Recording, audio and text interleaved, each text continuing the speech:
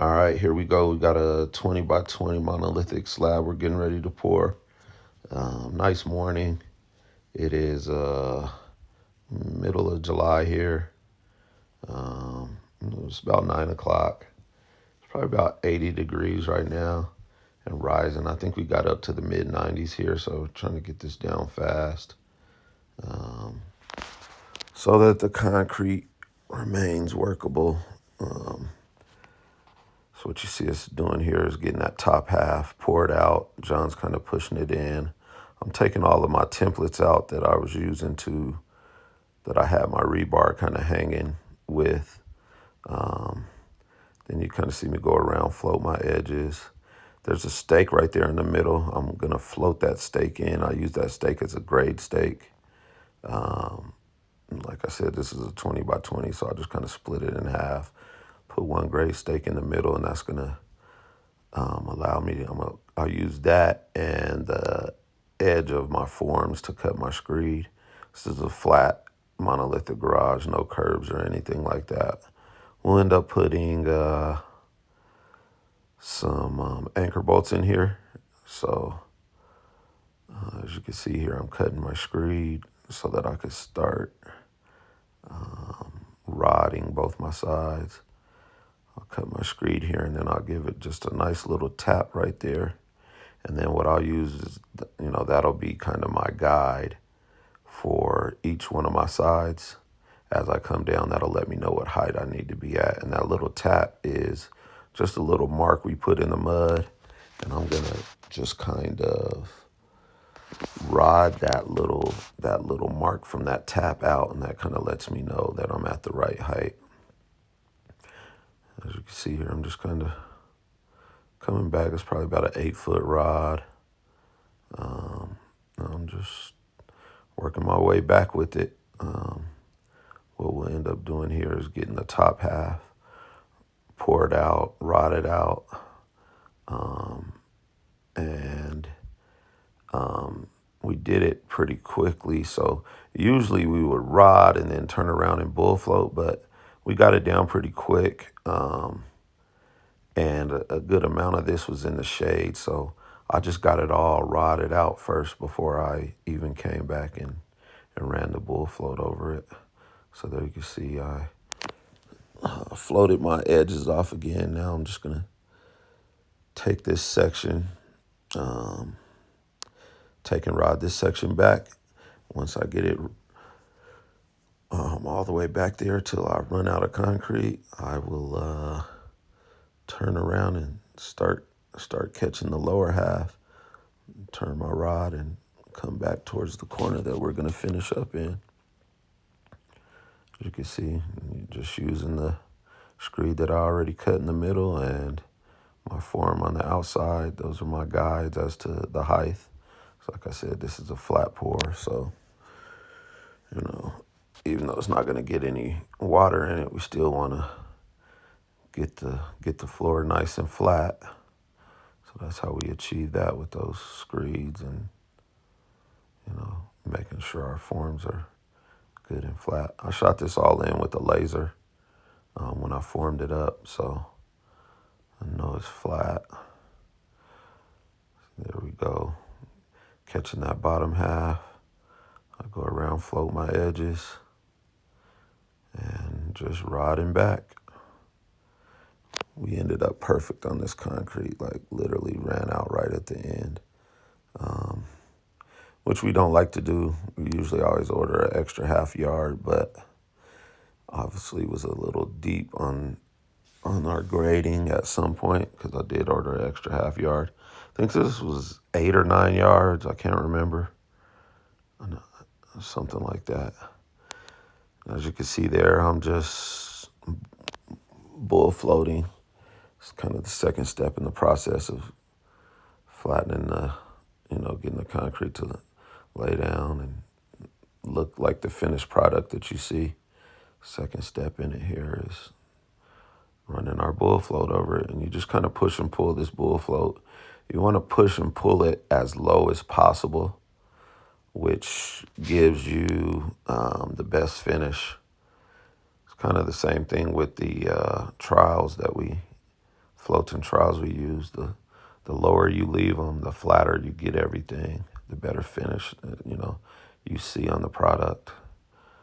Right there, I'm wiping some excess concrete off the edge of my bull float. It leaves little marks on the slab as you come back. You saw me wipe that and then wipe my hands. I see a lot of concrete guys not pouring concrete with gloves and sticking their hand directly in the concrete.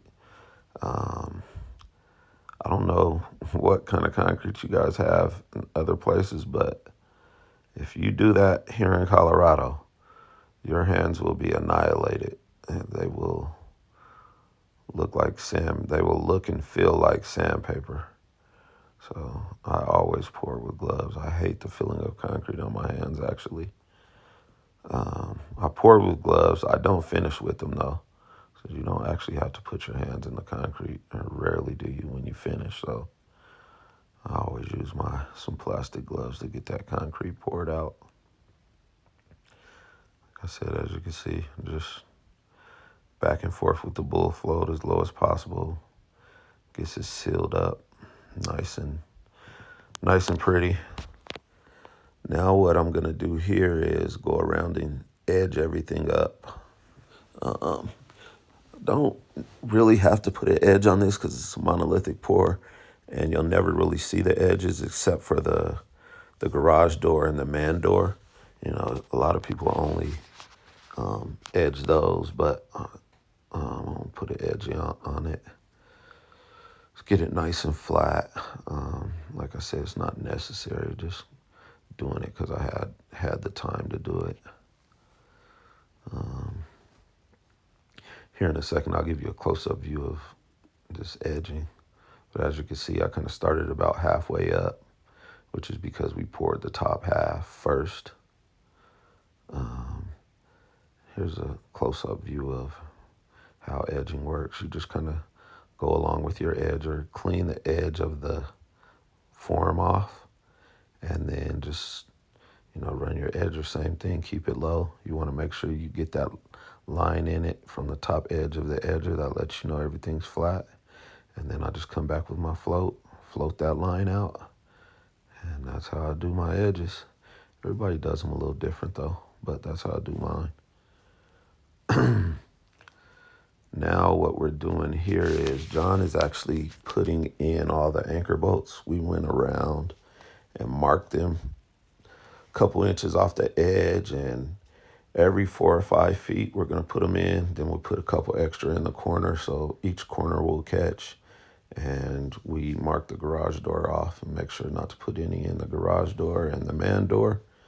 And then we put one at the edge of the man door and, each garage door, and just kind of go from there. So he's just kind of pushing those in, wiggling them around down there so they bind good and with that concrete. Leave them up 3 or 4 inches so that the 2x6 can go over the top of them. And what I'm doing here is cutting all the control joints in. It's 20 by 20, so we just split it in half with 10 by 10 joints. And now what I'm gonna do is come around and just catch all of the edges that I can with my trowel and float and edge, and then also the joiner. I'm going to catch everything that I can, reach out and catch. I'm going to do all of that from the outside. The concrete's starting to tighten up, and catching your edges like this from the outside just speeds things up, because you don't want to be out there on the slab having to come back over an edge, especially when you can catch all your edges while it's a little too wet to actually put your body weight out there. So that's what I'm doing here. I actually forgot my knee boards, so I'm going to have to skate, the whole slab, which isn't, sometimes, people do that anyway. I like to usually catch it with some knee boards nice and early, but I'm going to have to skate this whole slab both times. Usually I would go out once with my knee boards and then come back and put my skates on to hard trowel it. This is interior stuff, and we Out here, we hit everything that's, going to be covered. We hit everything twice. And that's what hard trialing is. You let it get a little harder and then trial it. So, like I said, I'm going to use my skates twice on this after I get done catching all my edges. Once again, I started right there where we started pouring at the top half. I'm going to catch my whole top half, work my way all the way around everything we poured first. And then I'll come back to that other side over there and then start working my way around, finish out the same way we finished out pouring. So here we go. Those are what we call skates. They're just, metal, kind of like a little metal contraption that we use to slide around the concrete. And that's why we call them skates, because you're kind of kicking and pushing just like you would on skates. So just kind of jump out there. Now this is where catching all those edges really, speeds things up, because now I can just kind of concentrate on the middle of this slab. And, I come by with my float first. And then, as you can see, that's my float in my left hand. Just kind of opening everything up with my float. And then I come by with my trowel and just close it all up. We're going to kind of flat trowel this, because this is going to be the first pass. So you just kind of get your trowel as flat as possible. When I do this, I turn my trowel backwards in my hand, and it like allows me to just put a little more pressure on it and get things flattened out a little bit faster. As you can see, like I said, everybody does it a little differently, but that's how I do mine. And as you can see, I'm just gonna kind of slide around the slab, trialing everything, catching all my joints. You do the joints good the first time. You don't really have to come back and hit them when you hard trial, unless you kind of slide over and mess it up. But as you can see, I just kind of slid around it. And this whole process took about 40 minutes. That's everything, edging, catching the edges, and then trialing. So this is the second pass that I made, and just giving you an up-close look. This is actually the hard trial. As you can see, I have 2 trials there instead of having to float in the trial. So I've already trialed it once, and now I'm just kind of sliding over it, giving it that smooth finish. This one here, as long as you catch it at the right time, which I caught this at the right time, it's a pretty quick process. I've got to take a couple breaks, but because it looks like I'm just kind of gliding, but actually putting a little more pressure on those trials than you can tell, so it takes a little bit of time. And that took me about 10 minutes to slide across the whole slab. This is the final product. Like I said, 20 by 20 monolithic garage slab. And it's about 11 o'clock now, so it took us 2 hours to get it poured out and laid down. Thanks for watching.